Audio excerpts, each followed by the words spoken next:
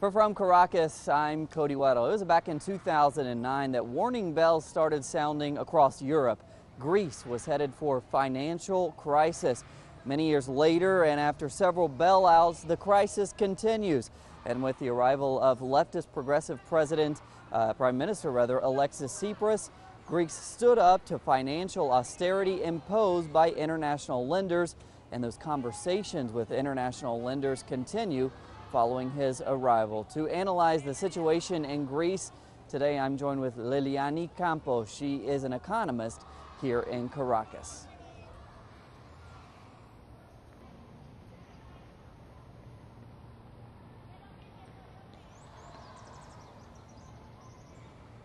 Lilianny, I want to start talking about the origin of this Greek crisis. Didn't it really go back to 2009? Talk to me about what factors within Greece and also internationally led to this crisis, and also if you could touch on the creation of the Eurozone and how that affected Greece's economic situation. The Greek debt goes back to 1980. Even though corporate media portrays a different scenario. They try to make us believe that the debt started with the current Greek government.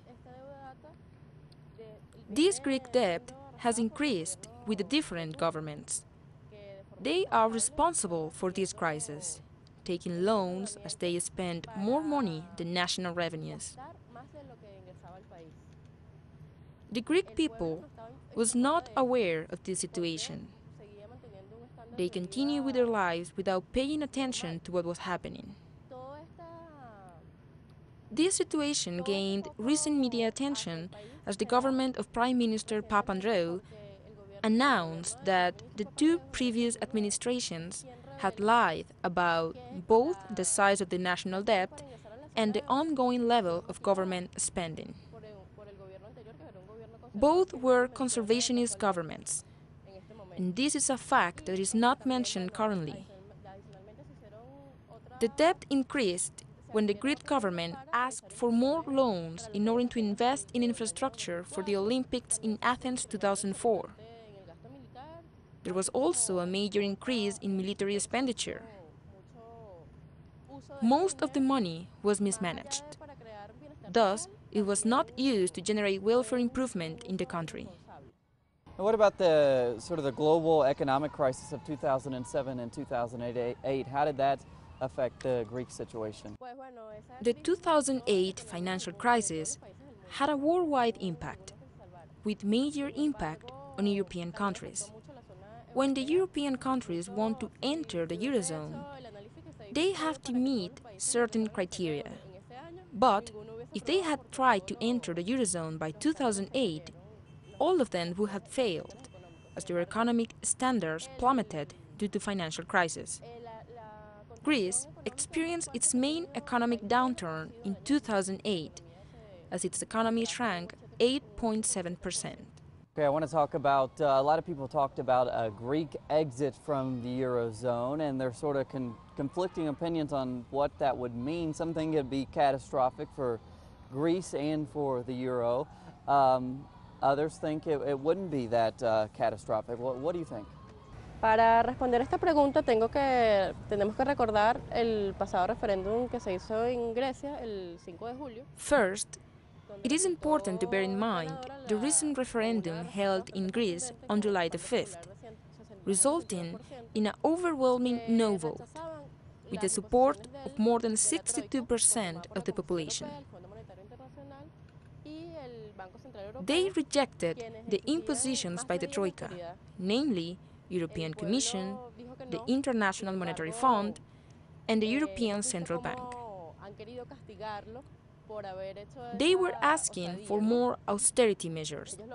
However, the Greek people said no, a move that was seen as an audacity, as a challenge.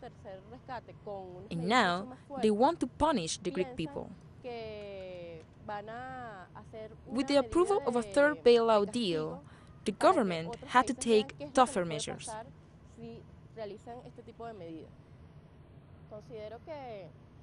They want to portray the Greek case as an example of what could happen to any country who dares to carry out sovereign decisions, as the Greek people did. The Greek government should continue working in the best interest of the people.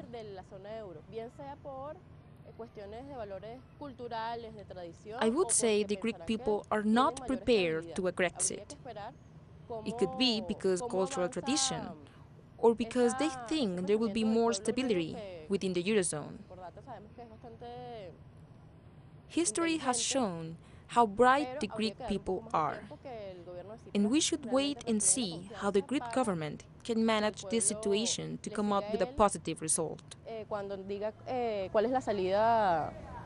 ¿Cuál sería la salida más positiva de esta situación? And talking a little bit about austerity, in 2010, the first bailout packages came for Greece, and they came with those harsh austerity measures from the Troika, the international lenders. Talk to me a little bit about those austerity measures and what they have, the impact they've had on the average Greek and the average Greek family. In 2010 came the first bailout package, and most of it was allocated to pay loan interest owed to international creditors. Most of them are private banks from the Eurozone.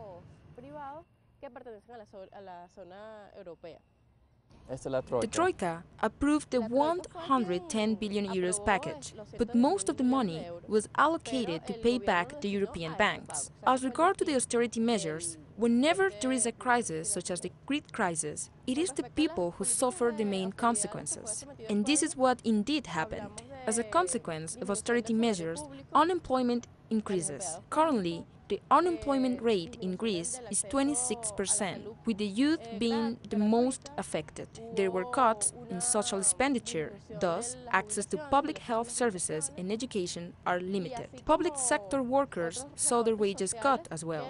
Therefore, it is the most vulnerable sector of society that suffers the real impact of these austerity measures. And that money, those bailouts were intended to sort of stabilize the Greek economy, but as you were mentioning there, unemployment remains high, the buying power of the average Greek has dropped due to higher taxes. So have those programs, those bailout programs, really in any way accomplished their goals? Los más de 300.000 millones de euros que han sido desembolsados al gobierno griego. As I mentioned before, more than 300,000 euros was given to the Greek government, but 90% of this money was destined to pay back creditors, and the remaining 10% was used for government expenditures. Here you may ask who benefits the more from this money. Is it really the Greek people? Or is it to continue paying the creditors high interest rates? We would like to know what they want to get from the Greek people and what is their objective. Is it to continue financing these creditors who continue profiting out the public debt of countries such as Greece, or to provide assistance to the Greek people?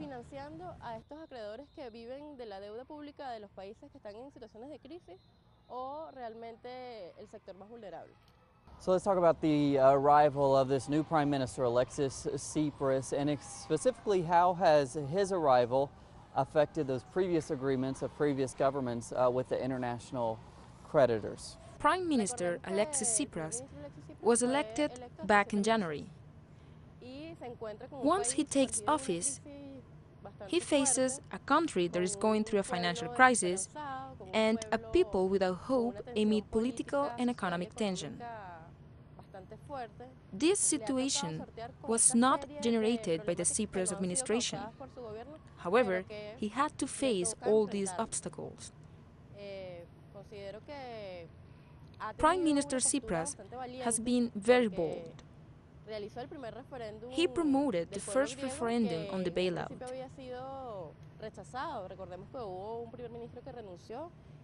In the past, a referendum of that kind was not approved. The Prime Minister at the time resigned. But the referendum carried out this year gained popular support, with similar results to the previous electoral process. The Troika is putting pressure on the Greek government to see if they continue with their socialist progressive policies or if they capitulate.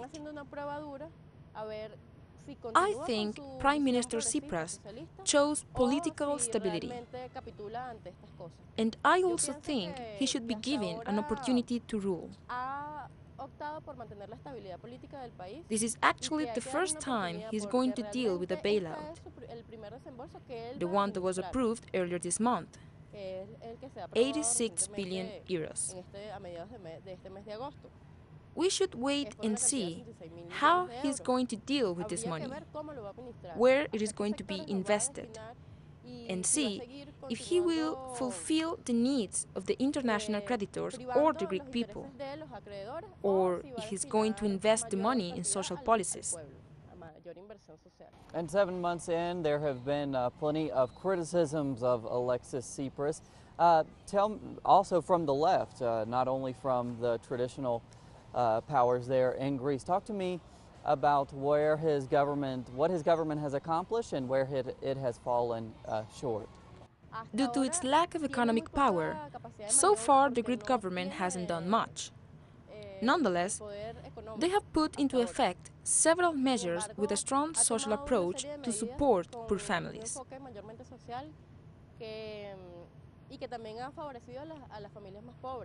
Among these measures, we have free electricity for more than 150,000 households and about 300,000 food coupons to assist families living in poverty.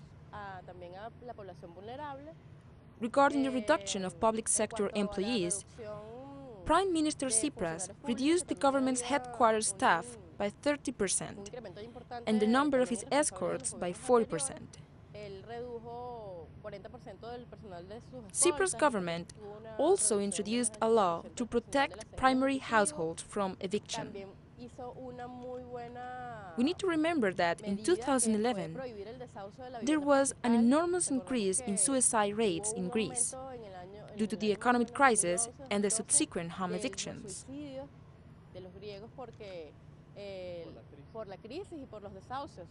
At the time, the Greeks were unemployed, enduring an economic crisis, unable to meet their mortgage payments, and all of a sudden they would be evicted from their homes. So Tsipras, by putting in place these measures, is protecting the most vulnerable from that crisis. ¿Y qué es lo que no ha logrado? Well, Tsipras hasn't been able to maintain the party united. Now we see some division within the party. Some members are taking different paths from the party. But that's completely normal in a democracy. Any democratic government must have people supporting them and people opposing them. That's what democracy is about. We just have to wait to see how Tsipras is going to handle that situation.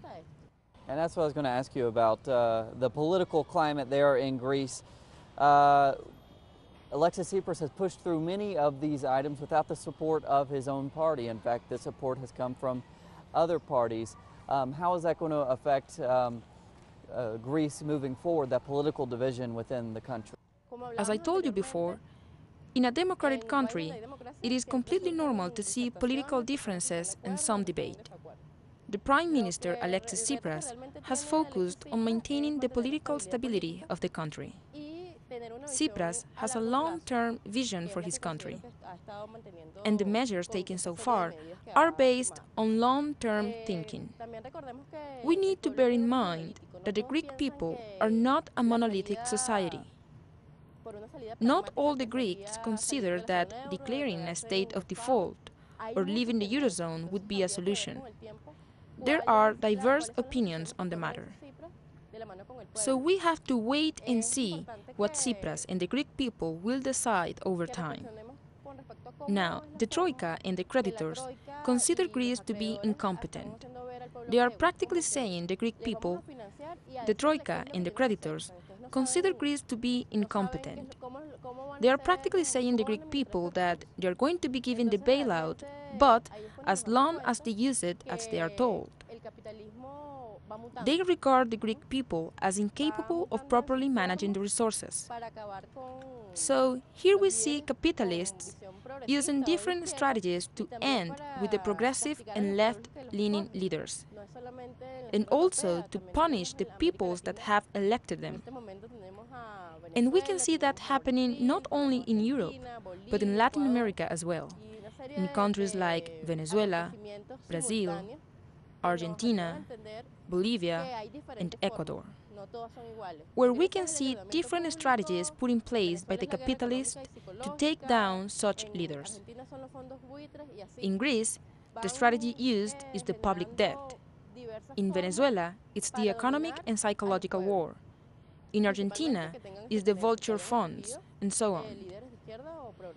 They used different tactics to dominate the peoples. They focus especially in countries with progressive governments. These are the new colonialism ways.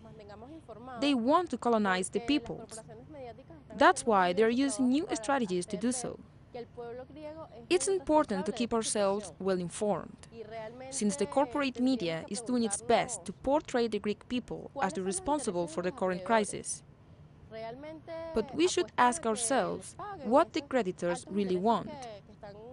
Are they really expecting to be paid those high interest rates, or are they aiming at something else?